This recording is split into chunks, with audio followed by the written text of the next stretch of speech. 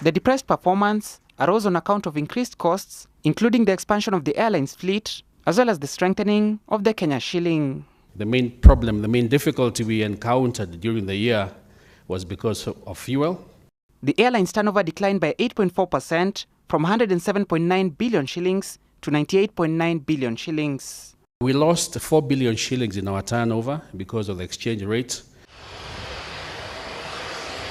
During the year, the airline increased its seat capacity from 4,997 to 5,769, with its fleet growing from 33 to 42.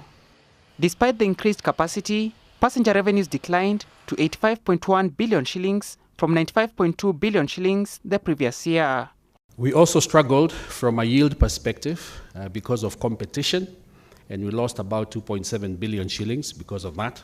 There's a lot of anxiety because of shifting of the dates of the elections during the year, and that did impact the industry. Then, of course, we have travel advisories on Kenya, which impacted us, the war in Somalia, and, of course, the civil unrest in Mali and Central African Republic.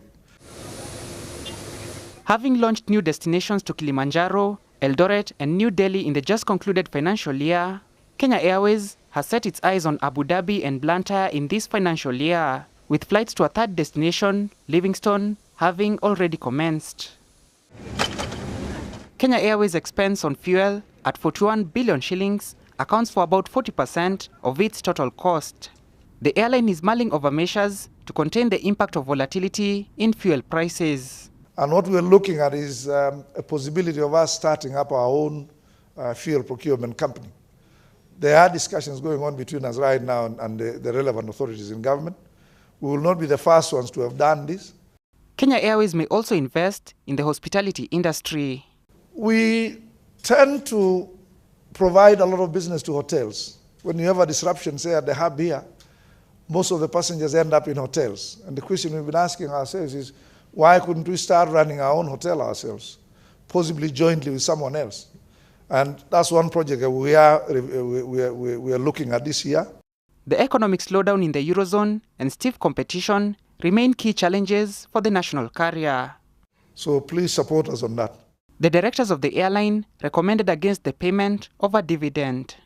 As Kenya Airways was making public its full-year results, in Toulouse, France, Airbus was turning over a new chapter with the first ever flight of its A350. The flight lasted for 4 hours and 5 minutes. The maiden flight marks the beginning of a rigorous test flight campaign involving 5 A350s and around 2,500 flight hours. It will culminate in the aircraft certification, followed by its entry into airline service in the second half of 2014, with Qatar Airways as its first recipient. The A350 is expected to give the Boeing 787 Dreamliner a run for its money. Alex Mwangi, NTV Business.